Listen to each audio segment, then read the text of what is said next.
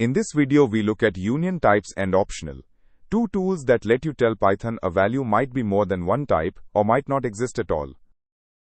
There are 4 things to keep in mind. First, the pipe symbol means either or. Second, optional is just a shortcut for something or none. Third, none signals a missing value. Fourth, your code must check for none before using the result. Look at the function signature. The arrow followed by int pipe, none tells Python, this function returns either an integer or none, meaning it might not find anything. Inside the function, we look up the name in a small dictionary.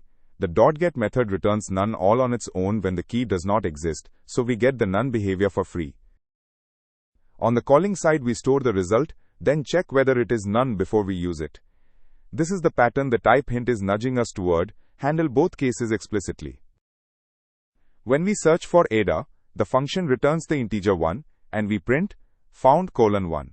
When we search for Z, .get returns none, the none check triggers, and we print not found. The most common mistake is treating the return value as always being an integer. If the function returns none, and you try to do arithmetic on it, Python raises an error at runtime. Always check for none first. To recap, the pipe operator lets you declare either or types. Optional is just a shorthand for something or none.